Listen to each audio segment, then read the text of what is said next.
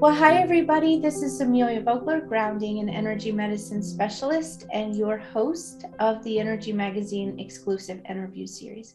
Today, I have a really special guest. She and I actually have worked together and know each other more intimately. So it's always so nice to get to talk to a familiar face.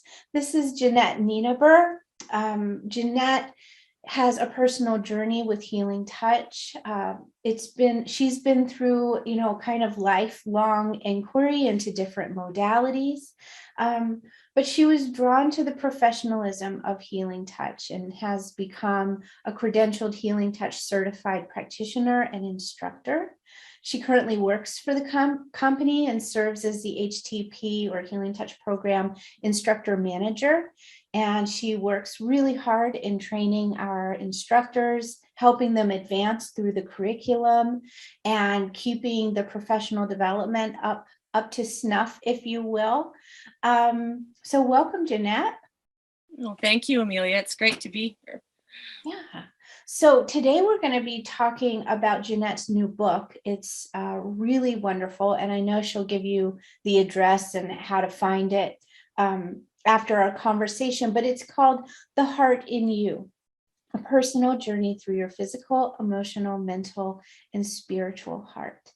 And, we're having this conversation in super late January, almost at the heels of February. So right before Valentine's Day. So I have a feeling our hearts are, kind of activated in the messaging of love and caring around the time where this will be aired. So I wanted to start with the question about, what are a couple of your favorite uncommon, maybe unknown things about the heart that you came across in your research?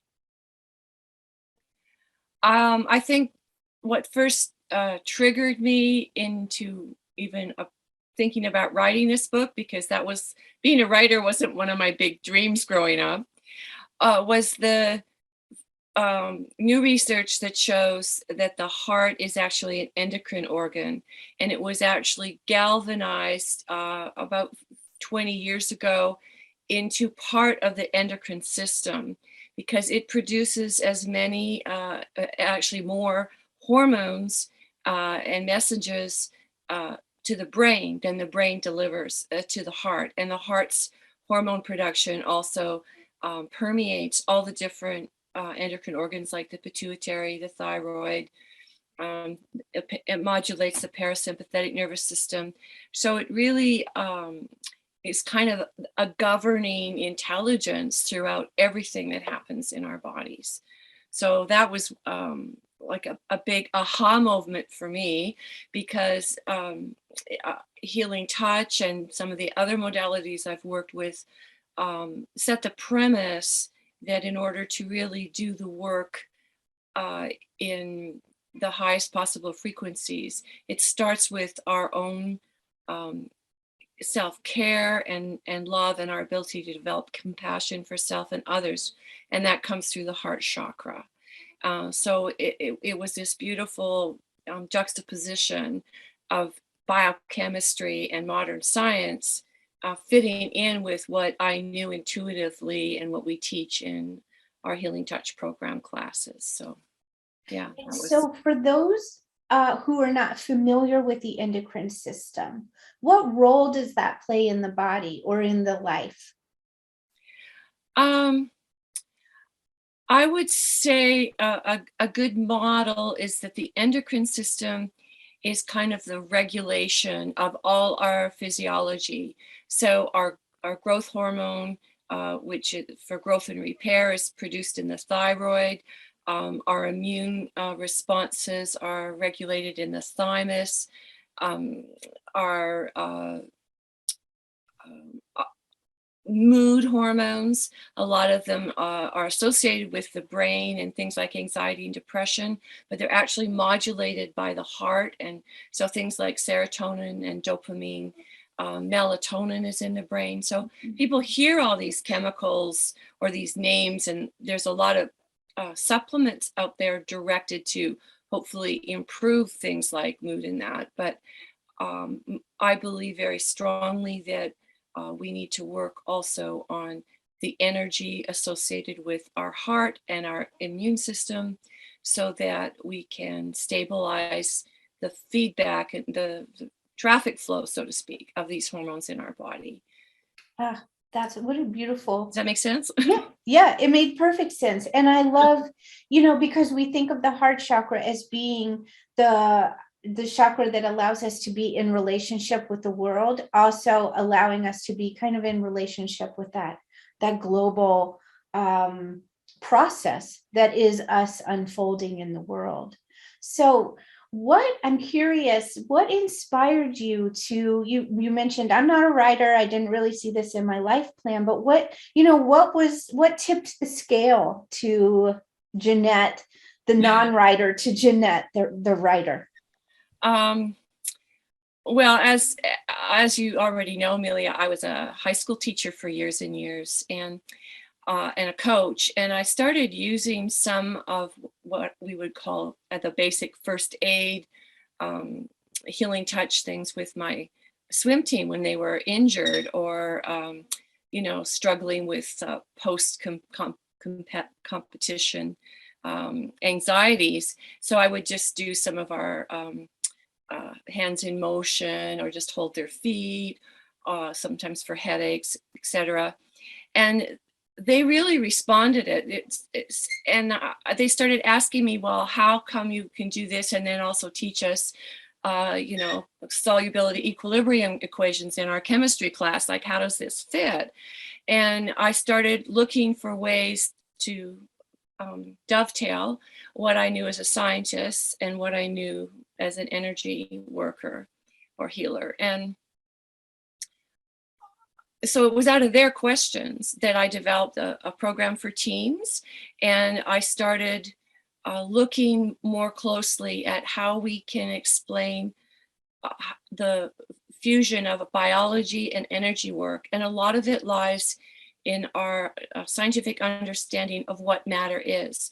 So for years and years, well, centuries actually, we have taught biology in the industrial machine-like motion, that A goes to B to C, kind of like the gears in a factory, and that was it was a machine. And I, for most of my career as a science teacher, I delivered human biology from that perspective. But when you start looking at what we understand about matter and the universe, which basically states, chemistry 11, we start talking about the fact that there's nothing is solid, that everything is energy in different levels of density interacting. And when you start looking at that, why wouldn't our ideas about energy and matter apply also to the human body? Because we're not separate. And so when you start looking at that context, and my intuitive sense, which I'm sure you have as well, when you're working on a client, that you can feel energy moving and you can feel where it's congested. So we really need to develop an entirely new paradigm or understanding of what it is to be a biological organism, whether you're a tree or a human or bacterium. And so that was how I started trying to put it together, make sense for high school students and then also clients. And eventually, as I became an instructor and moved more into Anatomy for Healers, which is Sue Hovland's program that myself and 3 other instructors now teach, I started realizing we need to look at the energy of every aspect of our body. So that was kind of the process. That makes sense? Yeah, absolutely. So I'm curious about your little swimmers, and when they would get nervous before a meet, what were some of the things that you coached them through, or even helping them understand what was happening, in their nervous system to help them go ahead and get in the water and get swimming? Well, performance anxiety exists in many things, acting, teaching, etc., and competitive sports. And so a lot of it, I taught them the deep yogic breathing, which we also emphasize in healing touch. Grounding, I did it very simply at that stage with things like just, jumping up and down on the spot, on the concrete pool decks, or just stomping their feet, because we always did warm-ups before they went into an event anyway. And, due to the nature of the sport, swimming is very much about breath work, because you can't just breathe when you want, because you might get a mouthful of water. So that hit them very easily. They incorporated that. And then I taught them the magnetic passes of just moving their hands down their body. And taking a deep breath just to calm and soothe their field. Just like I'd say to them, well, it's just like we pet a cat or a dog from head to tail. We don't go the other way. So they got the whole idea and they could feel it. And I think there's something about being in the water and feeling the hydrodynamics of the water flow past your body overlaps with moving your hand through your energy field. So they got it. Most of them found it very helpful. And I think that was kind of the beginning of me trying to put this together to give it a broader appeal, which was one of the reasons why I wanted to write the book, because I wanted people who were in mainstream world, including nurses and science teachers, to understand that this work has tremendous validity across the board. Oh, I think that is so cool. I love the image of, I used to be a swimmer. I was butterfly and backstroke and, swam for the state of North Carolina. And, so I really, for the first time hearing you speak that, really felt connected energy system to water, how similar that is. So each of us, as we come into summertime and we find our way in the water, what a neat reminder of this big, beautiful system within and beyond us. So the subtitle of your book, A Personal Journey Through Your Physical, Emotional, Mental, and Spiritual Heart. I was so intrigued by this because I have an idea about the physical heart and sort of the emotional heart, but I've never really thought of the mental heart. I kind of have an idea of what the spiritual heart is, but I would love to hear what you have arrived at after endeavoring through this beautiful text. What is the mental heart? What is the spiritual heart to you? To me, the mental heart is how I approach the world, the choices that I make, and the decisions that I make about how I'm going to navigate my life or any particular situation. So, let's say someone invites us to dinner, but it's maybe not a good time for us, but we don't want to hurt their feelings. So we kind of go back, do this little dance. And so somewhere along the line, you have to go in to your heart and choose what is best for yourself and the situation. So what is a heart-centered way of sharing this information that you can't come or you aren't able to make the dinner, compared to just going along with what everybody expects you to do? So part of the mental heart is recognizing and understanding boundaries that serve your highest good and your highest heart-centered processes. The other piece is choice. Like I'm very big on that. I think that we all have rotten things happen to us, and we can all go on at length about what's happened these last few years. But how do we choose to deal with that? Do we choose to surrender with grace to the situation? It could be the death of a loved one. It could be not getting the job that you wanted, or being rejected by someone that you wanted to marry. All these things. Do we go into anger, hatred, and frustration, or do we choose to pick up our socks and go forward and trust that there's something else coming down the line? So choice is another mental interaction with our heart.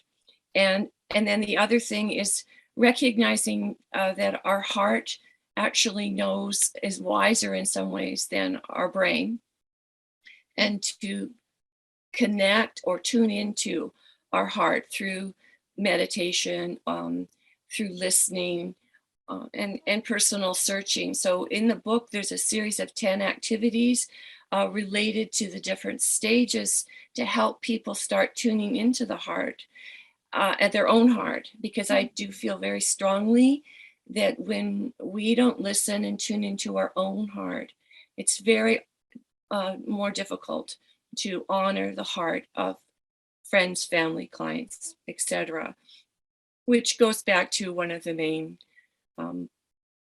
components of healing touch, and that's the self-care. And whether you're a level 1 student or an advanced instructor, in my experience, it never ends. There's always stuff, right, that you have to work through. So I guess the third piece will be your states of consciousness. I've just put together an instructor's chart linking a brainwave activity and where we are mentally. So there's different brainwave activities associated with anxiety and depression, other brainwave activities associated with mental focus and clarity, and even those associated with what we would call the higher mystical shamanic states. And meditation is one of the strongest, most powerful ways in which we can develop what I would call a more resilient and versatile brainwave pattern. And it comes through the heart. Oh, how neat. I know, it's so cool. How did they go about measuring that, you said it comes through the heart? I'm sort of the brain waves. Okay. Yeah, So there's I believe his last name is Richardson, but I'd have to look it up right now. But there's several neuroscientists who are using magnetic encephalograms, so MEGs, and they hooked up people like some of the Tibetan monks, and they measured the changes in their brain waves when they're just not meditating compared to when they're meditating, and the frequencies of brainwave activity that their brains express compared to the normal human being off the street, is that they have much more of the higher frequencies associated with mystical experiences and compassion. So the two are really linked, and a lot of people feel that compassion is just saying, oh, that poor person, I'm sorry for them. And it's really, that's a really more of what I would call a lip service, empathetic answer. Compassion comes when you really actually feel in your heart what the other person is enduring. You don't have to take it on. I don't think that's pertinent or important, but you are able to share their suffering and help them elevate to a higher frequency of love and grace. I love that. I love that idea, because meditation has always been so hard for me. Sitting and with this idea that the wisdom needs to come from above. I feel like when I think about my animals, my heart automatically opens. And so I think in my next meditation, I might start here instead of here. It's like you gave me permission to switch that around a little bit. Was I hearing you right? Oh, absolutely. And you're spot on, Amelia.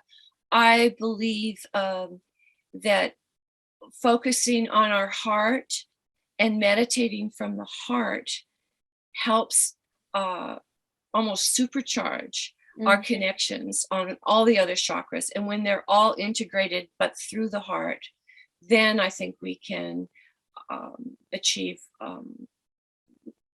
altered consciousness of a higher degree.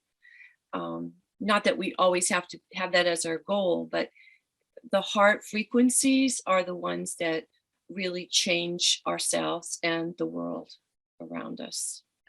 I think I can just personally, I can attest to that in my life, just how it is like when I'm out in the world, when I'm able to really feel safe enough to be here, versus other times when I have a little bit of, no, I don't want to be in that flow here. I'm not sure how, especially right now as we're trying to figure out how do I do this again? How do I come out again and open myself to the world? And I know for myself, I've had a little bit of like, no, I don't know that I'm ready to do that yet. Yeah. It feels like quite a leap. I think I'll just, leap a little this way.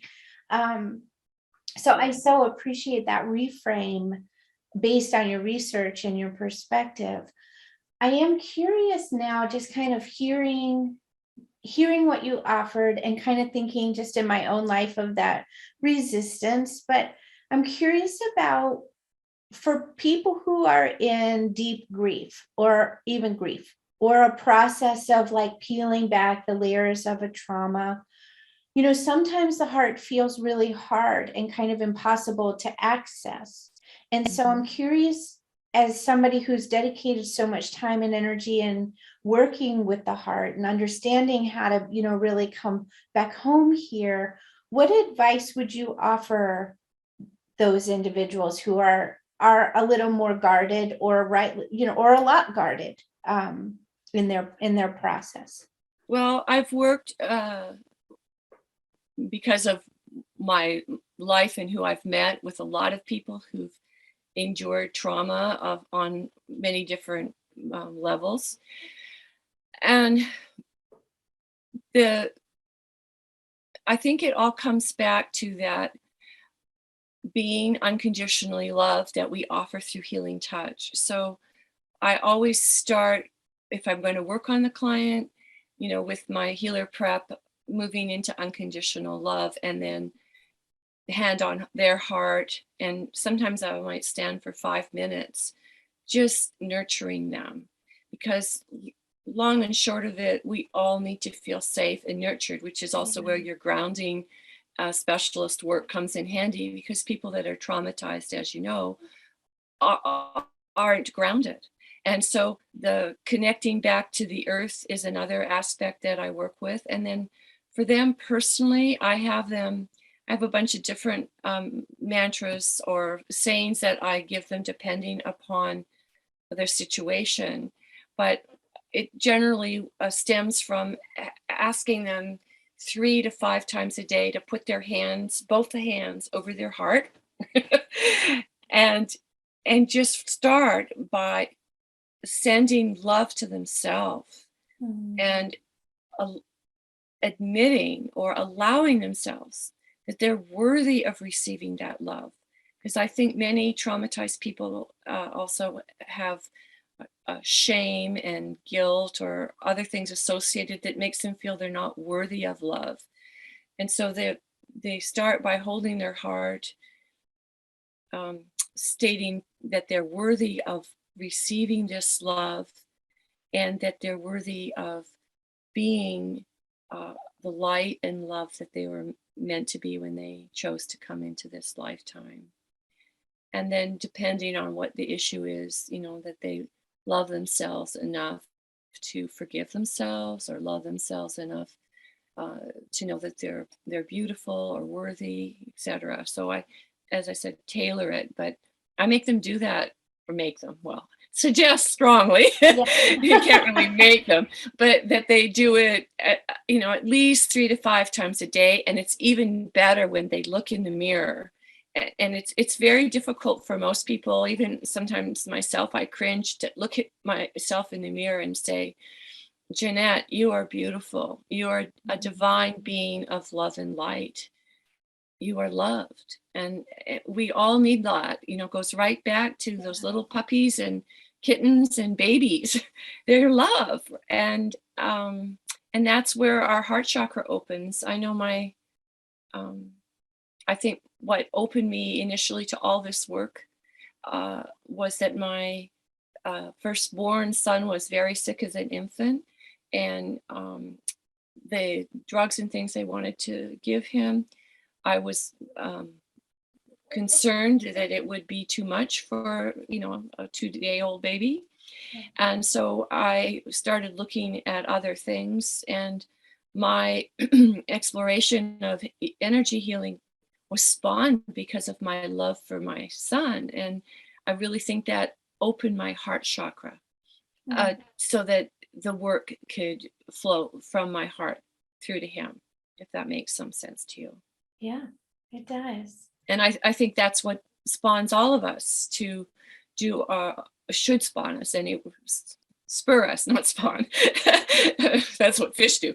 It should spur us onto doing this work and loving ourselves. Is that's the golden currency of life, this unconditional love, and it's there, as you know, all around us all the time. Yeah. Oh, I love that. And I'm sorry, my dog has decided to come into our conversation, but she probably heard love, puppies, unconditional love, let me in. That's okay. Oh my goodness. So I was reading through some of the reviews of the book, which are outstanding, and I can't wait to get my copy. And a lot of the reviews kind of speak to that you give a lot of useful exercises along the way. And so I was wondering if there's one, you've offered us a few already, but if there's one more exercise that you might want to leave us with to kind of help us all maybe connect more with our heart for our Valentine Day, or Valentine's Day for ourselves. So are you asking for a meditation or a part in the book? I'm not quite sure. Yeah, a meditation or a practice. I'm going to put myself on mute. Let's just do a meditation then. So I'd like everyone to take a deep breath. Just breathing the most beautiful golden light they can imagine deep into their heart. Fill your heart with this beautiful light. And put both your hands over your heart. As you exhale, give yourself permission to release and let go of all that no longer serves. And as we move deeper and deeper into our heart, continue transmuting all fear, all anxieties, all lack of self-worth. Transmute that to the light and release it with your exhalations. Allow this warmth to spread throughout your upper chest, moving into the lungs, the ribs, deep into your bones. Continue breathing in the light, love, expanding it through your chest, and letting it flow into your lower belly. Sending love into your digestive organs, your liver, your back, all the cells and tissues.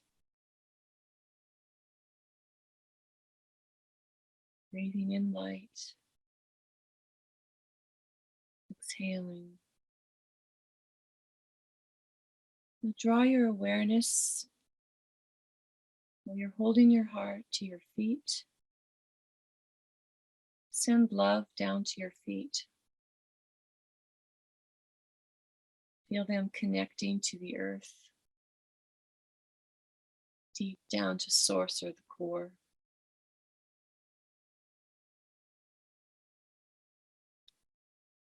Know that you are meant to be here. Your heart and your soul have a divine purpose in this lifetime. It can only be manifested by being grounded and centered in your physical body. Breathe right down into the center of the earth. And exhale all that no longer serves. And now move your awareness into your forehead, your crown, and up into Source, Sun, Universe. Sending unconditional love and allowing a waterfall of love and light to fall down over you, over your head, shoulders, chest, knees, feet, right down to the source up in the core of the earth. So holding your heart connected to the earth, feel universal love flowing over you and through you, healing and taking away any pain, anxieties, worries. Know you are at peace and that you are loved.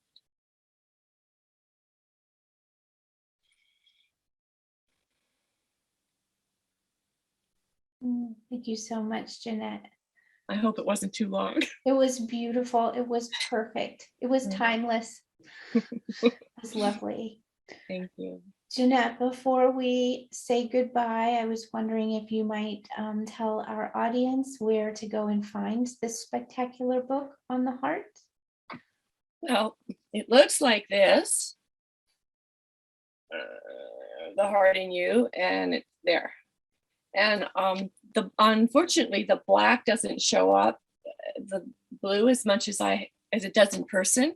But when you look on Amazon, so it's on Amazon, Barnes and Noble, and Balboa. I self-published it through Balboa, and you can get it at any of those places online, in Canada and the US. I don't know about other countries, but they can also write me and I'll mail them a copy. So that's a possibility too. And we did use it as part of a textbook for the new instructors in training, and they've all, 2 cohorts have gone through now, and they've all really felt it was helpful for themselves and for their ability to teach our healing or touch work. So thank you so much, Jeannette. So from my heart to yours. Yeah. So grateful for our time today. Thanks, Amelia.